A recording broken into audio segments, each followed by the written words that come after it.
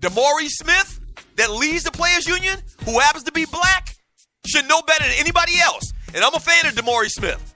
I am. I think that he is, that brother is thorough. All right? But him being head of the players union and suspecting collusion should have been able to organize something or help organize something with the players. And they haven't done a damn thing, said a damn thing yet. Back in 3 minutes.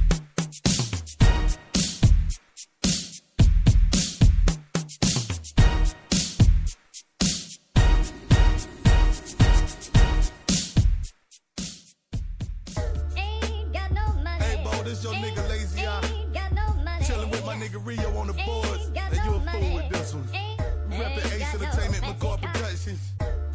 We Pole Mountain today, nigga. Pole Mountain out this motherfucker. My Carolina niggas know what I'm talking about. Fuck it, I ain't got no money for these bitches. I seen this girl walking down, just a mine, not a dime, but kinda fine. Kick that line, what's your sign? She replied to Capricorn. After this, she puffed the lime. She like green like leprechauns. Asked me, did I have a ride? Ain't got a fancy car, got an old look line. Why you showing in them ties? That's why you're walking around. Meeting you, Miss Pretty Brown. It had to be destiny that got you out here with me. You puff on these palmetto trees. My game strong like Hercules. Her ass cheeks was hurting me. Poking out them black capris while we strolling down the street. By the store that used to be. Snatch it, go, we called a taxi. Headed down to 52. What's your choice for the room? When the cab stopped, I said, ain't got no money. Then she paid the dude. She caught the room. I told her I left my wallet home and the debit too. Hit her with the winky loo. She said it was worth it, boo. Plus my dick's incredible. This is what a nigga doing. Ain't got no money. Ain't got no money. All she heard was this. Ain't got no money. And guess what else? Ain't got no fancy. Man, all she heard was ain't got no money.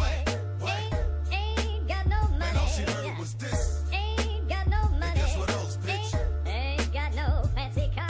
Now I'm in the club, seen this girl thick as fuck with a cup. She put it down, I picked it up. Yep, I drunk a looker up. Looked across the bar, and I seen what I was looking for. I took a broad so fine, I probably even lick it up. Listen, ma, this your boy Lazy Eye for Carolina. I wouldn't mind spending time putting something in your mind. Or maybe I could take that time to take that crook up out your spine. She asked me for a glass of wine. Hit her with my favorite line. Ain't got no money. She said, wait, I don't speak rewind, but you so fine. I'ma say this one more time. Ain't got no money. And guess what else? Ain't got no fancy car. She said that's alright, she puts a jag and tipsy off the drink she had. And she really need my help to make it back to the pad. We had the light off in a jag. She put her head up in my lap, made your boy feel relaxed. This is how a nigga act when Ain't got no money. Ain't got no money. And all she heard was this. Ain't got no money. And guess what else? Ain't got no fancy car. Yeah. Ain't got no money. Ain't got no money. And all she heard was ain't got no money. And guess what else? Ain't got no fancy car. Now I'm at the car show, seen this model taking pictures on the Volvo, sipping hypno out the bottle. My game's in its fullest throttle till she say she like them ballers. That rolling cars equipped with drivers. Listen, mama, Ain't got no fancy car. but can you deal with a real nigga that pack a lot of shit with him? Stay with him through the grind. When he get on top, he still with you. My game nigga had a face froze up like a still pictures, and she remembers. Ain't got no fancy car. I'm like, whoa, mama, I'm unique. My game ain't like a whole lot of niggas that do a me, tricking like they globe trotters. I got enough dollars that'll help us roll out, but Ain't got no fancy car. she said that's really cool. I'm feeling you. Chaka Khan, Chaka Khan, Chaka Khan, Chaka Khan, Chaka Khan, let me rock it, Chaka Khan. Let me rock it, that's all I wanna do. Chaka Khan, let me rock it, Chaka Khan. Let me rock it, got a feel for you. Chaka Khan, what you tell me what you wanna do? Do you feel for me the way I feel for you? Chaka Khan, let me tell you what I wanna do. I wanna love you, wanna hug you, wanna squeeze you too. And let me take it in my arms, let me feel you with my charm, Chaka. Cause you know that I'm the one to keep you warm, Chaka. I make it more than just a physical dream. I wanna rock you, Chaka, baby, cause you make me wanna scream. Let me rock it, rock it.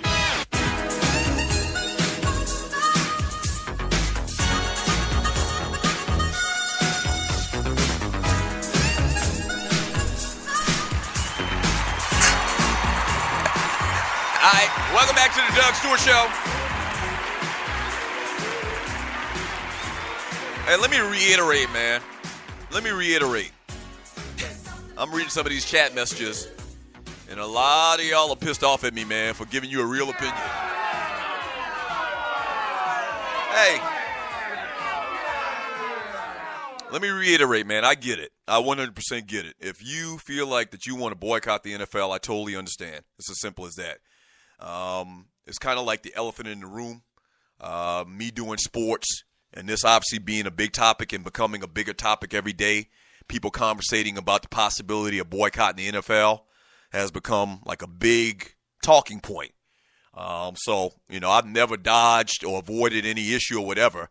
And as much as I love a good protest, once again, a good boycott, my mom will tell you, quick true story, man. I can't even remember what it was. And I think I said 4th grade earlier, but it may have been like the 5th grade. And Ryan always reminds me about this. So on his show today, maybe he can give me more details. But I started some type of boycott about something that happened in the damn cafeteria or something back at Berkeley Middle School back in 1979.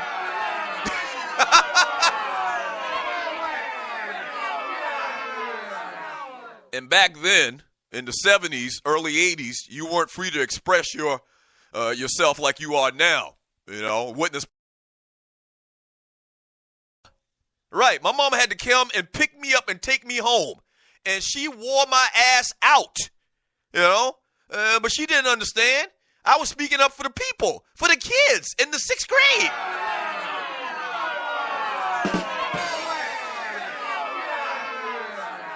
True story. So I get it, man. If you feel like, if emotionally you feel like, yeah, you know what, Doug is making some points, man. But I still am so pissed off and infuriated by this blatant blackballing of Colin Kaepernick. Fuck it, I'm not going to watch. Then I get it 100%. I get it.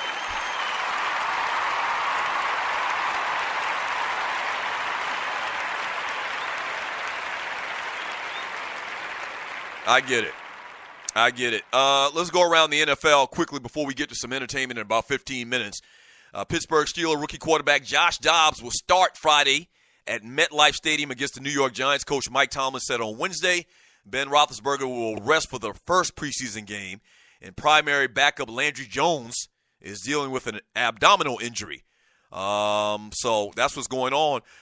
From everything I read, man, Josh Dobbs, former Tennessee Volunteer, actually from Metro Atlanta, here from I think he's from Alpharetta or whatever. He's looking good. He's looking solid in camp. Might be the heir apparent to Ben Roethlisberger. Damn sure ain't going to be no Landry Jones. So we'll see. Once again, these guys hadn't played any or very little football in the NFL. I'm wishing them good luck. Like, if you're new to the show, I promote and support the movement of dual threat quarterbacks. That's a Freudian slip. I promote and support dual threat quarterbacks, till the end of time, which a lot of times dual threat quarterbacks are black quarterbacks. So in this particular case, man, with Josh Dobbs, man, I want to see this guy succeed. Good for him. More Pittsburgh Steelers news. The NFL has cleared wide receiver Martavius Bryant to participate in Pittsburgh Steelers preseason practices and games. His big-time talent, man, scored 15 touchdowns in his first 21 NFL games, but he also missed 20 games for drug violations. Bryant said in the spring that he has been cleared for a year and or clean for a year and has redirected his life. So hopefully that's the big thing. Hopefully this kid can get everything together, man, and go out there and make this money. So that's big. In Tampa Bay, WWE superstar Titus O'Neil was at Bucs training camp Tuesday or Wednesday. He participated in a number of community projects with Jameis Winston and other Bucs players. I think Titus O'Neil, and I'm not a big wrestling fan, but I've seen this guy before.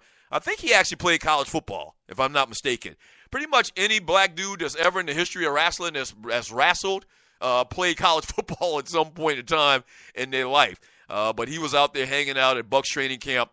That was kind of cool. The Falcons have had Ric Flair out at their camps for the last couple of years. We love us some wrestling. It's one of the mysteries of the world. We know it's fake as hell, but we still love us some wrestling.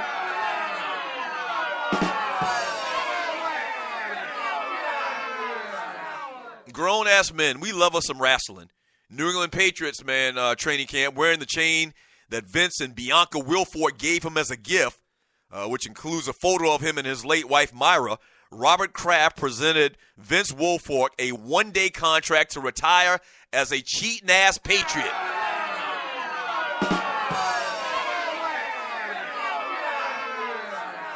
Yeah, and I guess that's only right.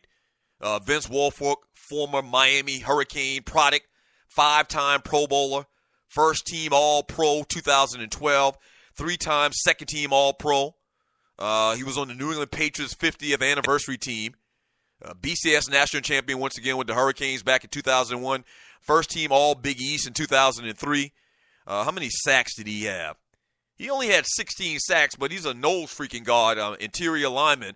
And I didn't pull up their numbers, but I can imagine that nose tackles, the Russell Marylands of the world, the Cortez Kennedys of the world, they don't have a ton of sacks. They just, there to plug up the middle and free up the linebackers most of the time.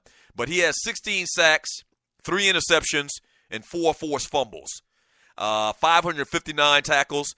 And I mentioned a couple guys, man. I can't think of a lot of nose tackles that make it to the Hall of Fame. Warren Sapp is in. Cortez Kennedy is in. John Randall. Would John Randall be considered a nose tackle? I guess technically, yeah. I think maybe they ran the 3-4, and he was shading the center. So John Randall. So you're talking about an elite group of guys, and I actually just pulled up the list of defensive linemen that are in the Hall of Fame. Most of them are tackles or the defensive ends. So Cortez Kennedy, Warren Sapp, John Randall are the names that I can come up with right now. And outside of that, there aren't many more. Does Vince Wilfork get in? Probably because, he dominated. He did dominate many times, many games for most of his career in the NFL. And he played with the cheating-ass Patriots. So they're going to get a bump as well. Just like all of the players from the Steelers in the late 70s, who you look back at their numbers were kind of average. You go look at Lynn Swann's numbers now. It was a different game back then. They didn't throw the ball like they do now. But if you go back and look at Lynn Swann's numbers, Roger Staubach's numbers as a quarterback, they are paltry. They are. But just like a lot of the Steelers players that kind of were fringe players as far as getting in the Hall of Fame, they got in. We're going to see the same thing. Like Willie McGinnis is going to get in. All of these players that played for the Patriots, man, during this 15-year run of cheating.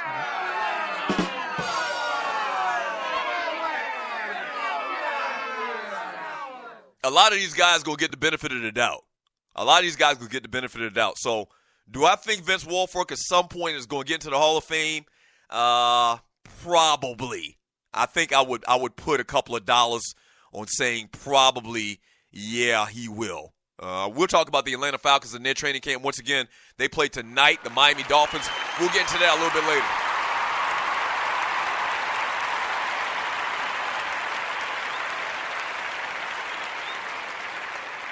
From J.B. Moore. What up, J.B. Moore in the chat on Spreaker.com, listening to the Doug Stewart Show. He says, I don't tie the anthem to the military. The NFL has forced that down our throat with their pregame shows. My protest was against an unjust war.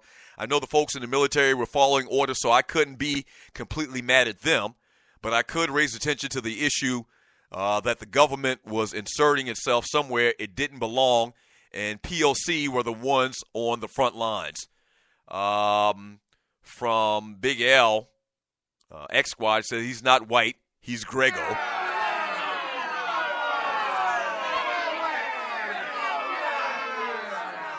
Yeah.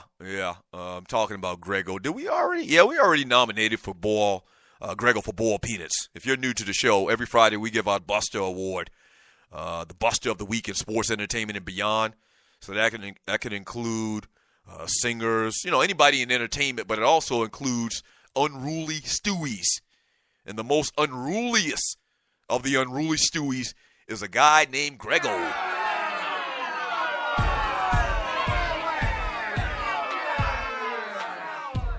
Yeah. So that's what that reference was about. Hey, don't forget, man, at the 1 p.m. hour, man, the Ryan Stewart Show returns to twolifeshoesradio.com.